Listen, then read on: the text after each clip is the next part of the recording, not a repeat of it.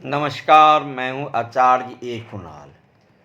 अभी आपको सामने जो चित्र दिखाई दे रहा है हथेली का, हस्तरेखा का, हाथों का, हाथ का, उसको ज़रा गौर से देखिए।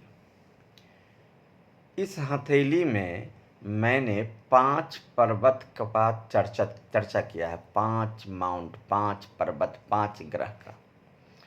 गुरु, शनि, सूर्य, बुध और राहु पर्वत।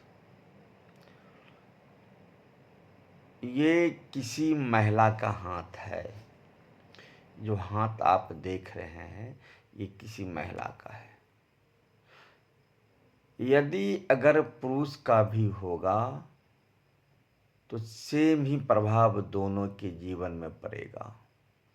जिस प्रकार से ये पांचों के 5 ग्रह नीच होकर है, यानी आप देख सकते हैं बुध पर्वत साफ धसा हुआ है, पर्वत दिखाई नहीं देता है। सूर्य पर्वत साफ धसा हुआ है, नीच है, साफ दिखाई नहीं दे रहा है। शनि पर्वत साफ नीच है, प्लेन है, धसा हुआ है। गुरु पर्वत साफ धसा हुआ है, नीच है। और राहु पर्वत सारा के सारा ग्रह नीच है। इस हथेली में ये 5 ग्रह नीच का है। ये 5 ग्रह फेवर में नहीं है। जबकि इस हथेली में मंगल का माउंट, शुक्र बहुत अच्छा है, केतु और चंद्रमा अच्छा है। यानी जो 4 ग्रह मैंने चिन्ह नहीं लगाया है, ये चारों ग्रह अच्छा है। लेकिन ये 5 ग्रह का माउंट जो है, गुरु, सूर्य, शनि, बुध और राहु, ये 5 ग्रह नीच का है। और नीच रहने के कारण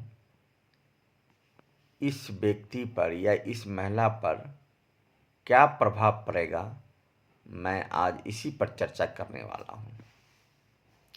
प्रथम आप गुरु पर्वत के बारे में चर्चा सुने।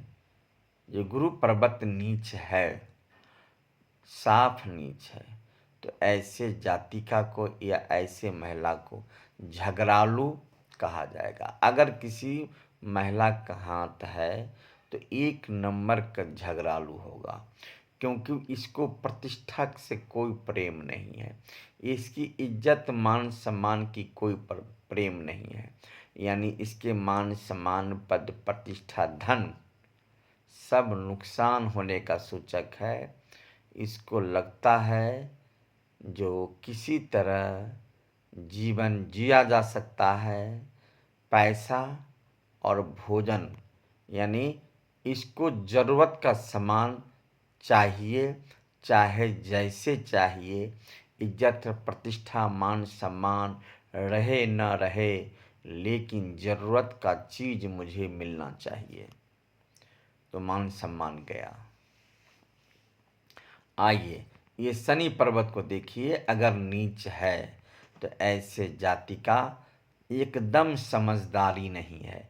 इसमें ऐसे महिला 1 नंबर का विवादित होती है। जीवन में विवाद ही विवाद रहता है।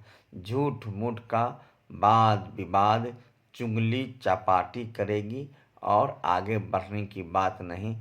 इधर का बात उधर, उधर के बात इधर, बात बात पर झगड़ा, लड़ाई विवाद करते रहेगी। अपने घर के साथ साथ बाहर भी, खासकर अपने पति और सास ससुर या घर के जो भी सदस्य होंगे, सबके साथ इसका संबंध बहुत बुरा होगा। अब आइए, सूर्य नीच है, सूर्य पर्वत भी नीच है। जब सूर्य पर्वत भी नीच होता है तो प्रतिभा हनन, किसी प्रकार का प्रतिभा नहीं कामगार होता है। प्रतिभा का नुकसान ही नुकसान होता है। यानी तनाव, चिड़चिड़ापन, कामकाज में बाधा रहता ही रहता है और पेट का कई बार ऑपरेशन भी करवा देता है। पेट संबंधी रोग कई बार करवा देता है। अब आइए, बुध पर्वत को, ये भी नीच है इस हथेली में। बुध पर्वत भी नीच है, यानी जान लीजिए ये पांचों पर्वत लेपा पोती है, एकदम साफ धसा हुआ है। तो बुध पर्वत पर चर्चा कीजिए।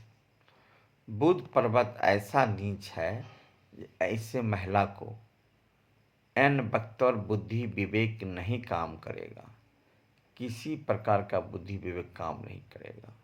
और जब बुद्धि विवेक काम नहीं करेगा तो बेगर सोचे समझे बोलेगी, बेगर सोचे समझे काम करेगी। यानी विवेक नाम का चीज़ तो है नहीं, बुद्धिहीन है, किसी प्रकार का बुद्धि है ही नहीं, तो क्या करेगी?